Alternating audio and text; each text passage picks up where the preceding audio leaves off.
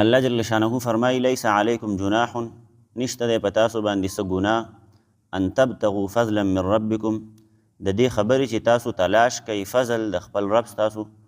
مطلب د الله جل شانه د فضل نه څه تلاش کوئ نو په تاسو باندې څه ګناه نشته دی فاذا افضتم من عرفات پس کله چې تاسو واپس شئ د عرفات نه فاذکروا الله عند المشعر الحرام نو تاسو ذکر کوئ د الله جل شانه عند المشعر الحرام د هغه ډیرکۍ د عزت والا په خوا کې واذکروه کما هداکم او ذکر وکئ د الله جل شانه یعنی الله جل شانه یاد کئ کما هداکم لکه څنګه چې هغه تاسو ته هدایت کړی د لارې د ښودلې ده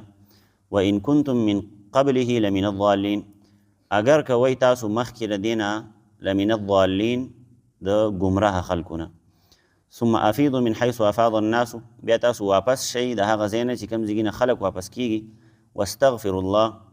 او تاسو د الله جل شانه نه بخنه غواړئ ان الله غفور رحیم بېشک الله جل شانه ډېر زیات بخونکی دی او ډېر زیات رحم کوونکی دی په دې اولني آیت کې یوې خبرې ته اشاره ده پخوا زمانه کې د جاهلیت په دور کې د مکې چې کوم مشرکانو نو مشرکانو به هم حجونه کول یوازې مسلمانان حجونه نه کوي ښه د دغې وجې نه زه تاسو ته یم چې هلکه صرف په حجونو باندې کار نه کېږي ځکه دا خو کافرانو کول باندې پوهېږي یا صرف په عمرو باندې کار نه کېږي دا خو هغه خلکو هم کول ټیک شوله ایمان په کار دی ایمان نو ایمان مین څیز دی به هر حال نو دغه خلکو به هم حجونه کول عمرې به یې کولې او عمرې خو نه وي خو حجونه به یې کول او بس تلل به د بیت الله شریف طواف به یې کوو داسې حج به یې نه کوو لکه دا څنګه چې وس دی وتلل به د بیت الله شریف طواف به یې کوو هغه مخصوص ځایانو ته به تلل بعضې ځایانو ته به نه تلل نو چې کله به دوی د حج په سفر باندې لاړل نو دوی به هلته کاروبارونه کول حرم شریف ته چې به لاړل نو هلته به یې بیا میلې لګولې او قسمه قسم څیزونه به یې اغوستل او خرڅول او په هغې کې به یې ښې ډېر ښه پیسې ګټلې بیا چې کله حج فرض شو په مسلمانانو باندې په دین اسلام کې او الله جل شانه د حج حکم راولېږو نو مسلمانانو صحابه کرامو خیال کوو چې لکه دا کافران خو هلته ځي هلته روزګار هم کوي اخیستل خرڅول هم کوي ټیک شوله او چونکې مونږ چې دا کم حج کوو نو دا خو د الله جل شانه د رضا دپاره دی مونږ خو صرف او صرف د الله جل شانه د رضا دپاره ځو او کافران یې کوي نو هغو خو د الله جل شانه رضا مقصوده نه ده نو اوس چونکې مونږ ځو هلته به صرف حج کوو د الله جل شانه د رضا لپاره نو مونږ په دې کې دا روزګار ولې وکړو څه چل مونږ په دې کې اغوستل خرڅول ولې وکړو ځکه چې زمونږ مقصد خو صرف یو دی که نه چې لاړ شو هلته د بیت الله شریف طواف وکړو او سعی وکړو حلق وکړو قصر وکړو شیطانان وولو ټیک شوله که نه قربانیان یې وکړو نو دا خو صرف مونږ د دې خبرې دپاره کوو چې الله جل شانه زمونږ نه راضي شي ټیک شوله نو بهرحال مونږ دغه کارونه نه کوو او که مونږ یې کوو نو آیا مونږ به په دې باندې ګناهګار یو که نه به یو نو دا شک او شبې د صحابه کرامو په ذهنونو کې رالي نو الله جل شانه دا آیت را نازل کو چې لیس علیکم جناح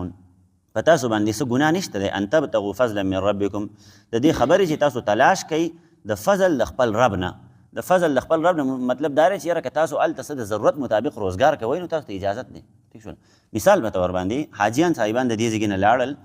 او احرامونه یې تړلي دي هلته اوس داسې وشوله چې یاره دی د حج په کارونو کې مشغوله دی خو د ده د ضرورت سامان د ده سره ختم شو ټیک شوله که نه مطلب احرام یې چې کوم اغوستلی و هغې کې مسله راله ټیک شوله دي یا نور د ده سره د خوراک څښاک کم څیزونه دي هغه ورسره ختم شو ټیک شوله نو دغه اغوستلی شي د دغې تا ته اجازت دی یا داسې وشوله چې تا سره پیسې کمې دي ټیک شوله مثال په طور باندې 1000 روپۍ در سره پاتې شوې نو ته اوس وایې چې هلکه دا 1000 روپو باندې خو زما د بقایي ورځې نه تېرېږي دلته زه پې واپس خپل وطن ته نشم تللی کلي ته نشم تللی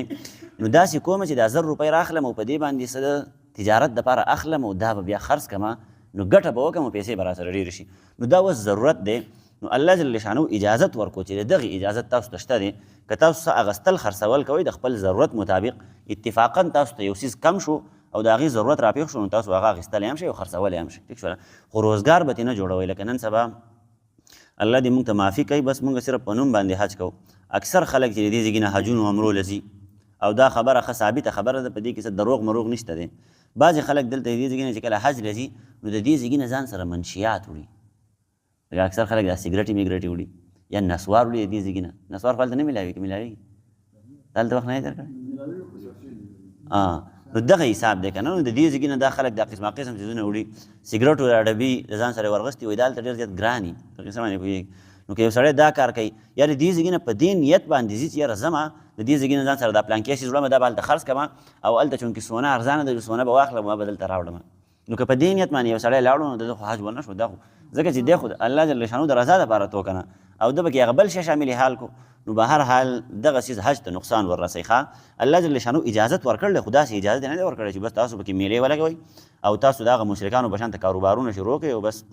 هغه د حج چې کوم کارونه دي کوم چې اعمال دي کوم ضروري کارونه دي هغه ستاسو نه پاتې شي. نو بهرحال مقصودي څیز حج دی د هغې افعال کول دي د هغې چې کوم اعمال دي هغه کول دي او دا چې کوم دی دا مطلب څه نه څه روزګار کول نو دا خو عارضي څیز دی د ضرورت مطابق پکې کولی شي. نو الله جل شانو فرمایي چې لیس علیکم جناح نشته دی په تاسو باندې څه ګناه ان تبتغوا د دې خبرې چې تاسو تلاش کوئ فضلا من ربکم د فضل د خپل رب نه فاذا افضتم من عرفات فاذكروا الله عند المشعر الحرام. دلته فرمایي چې کله تاسو د عرفات نه واپس شئ ګوره یو خبره یاد وساتئ په حج کې 3 فرایض دي 3 ارکان دي د حج ټیک شوله که نه که په دې 3 کارونو کې د سړي نه یو هم پاتې شو د حج ونه شو. په مسله باندې صحیح ځان پوهېږئ ښه په حج کې 3 ارکان دي که په دې 3 کې یو هم د سړي نه پاتې شو نو د حج ونه شو. یو په هغې کې احرام دی چې احرام به اغوندې که احرام دی نه نو حج دی نه کېږي بیا په قصه باندې پوهېږي. بل دا چې په عرفات کې هلته ایسارېدل دي په قصه باندې پوهېږي په عرفات کې چې کوم خلک وقوف عرفه چې ورته ویلی کېږي ټیک شوله جي نو که دغه وقوف عرفات دپاره لا نړې په دغه ځای باندې یا تېر نه شوې یا ورته ور نرلی یا دې هلته وقوف ونه کړو په قصه باندې بهرحال هلته ور داخلېدل انتهایي ضروري دي دا فرض دي په حج کې. نو که دغه هلته لا نړې نو ګوره ستا حج ونه شو په قصه باندې پوهېږي. یو دا چې سړی احرام وتړي ټیک شوله جي بل دا چې یاره عرفات ته ځان ورسوي دا پکې فرض رکن دی. بل دا چې کوم طواف زیارت ورته ویلی کېږي چې فرض طواف دی هغه په 10مه ذوالحجه باندې چې خلک کوي کم په 10مه ذوالحجه باندې د داسې کار وکړي چې کله صبح صادق راوخېږي نو د دغې ټایم شروع شو بس طواف زیارت ورته ویلی کېږي. نو د دغه طواف په 10مه ذوالحجه باندې ټایم شروع شو 10مه 11مه 12مه د 12مې پورې ستا سره یعنې کومه ورځ چې د قربانۍ ده د هغه ورځې پورې ستا سره اوس د دې موقع شته دی چې ته طواف زیارت وکړي. که چېرته دغه طواف زیارت ستا نه پاتې شو نو ستا حج ونه شو ته به اوس دا حج بیا کړي مثلا باندې کوي. نو دغه 3 پکې ارکان دي فرایض دي د دغې نه بغیر حج نه کېږي. نور چې کوم واجب کارونه دي او هغه د یو سړي نه پاتې شي نو یا مطلب د څه داسې کار وکړي یخته مخته وخرئ بې ټایمه یخته کټ کړي یا نوکان کټ کړي بې ټایمه د هغې دپاره بیا خپل دم دی د هغې دپاره بیا خپله صدقه ده هغه به ورکړي او خلک ورته دم وایي که نه قرباني به کوي مطلب څه شی به قرباني کوي. نو هغه د واجباتو په باب کې دي خو که دا فرض ده نه یو هم پاتې شو نو فرض که پاتې شو بیا ستا حج نه کېږي ځکه دغه د حج رکن دی. نو بهرحال دلته الله جل شانو فرمایي چې ثم افیضو څه شو فاذا افضتم من عرفات چې کله تاسو واپس شئ د عرفات نه فاذکروا الله نو د الله جل شانو ذکر وکئ عند المشعر الحرام د هغه ډیرکۍ عزتمندې خواته. مشعر دا ډیرکۍ ته ویلی کېږي دا هلته یو وړوکی شانته غر دی جبل قزح ورته ویلی کېږي قزحه قاف زا ح جبل قزح ورته ویلی کېږي. نو دغه کومه ډیرکۍ چې ده نو الله جل شانو فرمایي چې دغې پخوا باندې تاسو کله راتېرېږئ نو په دغه ځای کې د الله جل شانه ذکر کوئ واذکروه کما هداکم او داسې ذکر د الله جل شانه وکئ لکه څنګه چې هغه تاسو ته هدایت کړی دی. په قصه باندې پوهېږي هدایت مطلب دا دی چې څنګه درته هغه د خپل ذکر کولو طریقه ښودلې ده په هغه طریقه باندې د الله جل شانه ذکر وکئ. وان کنتم من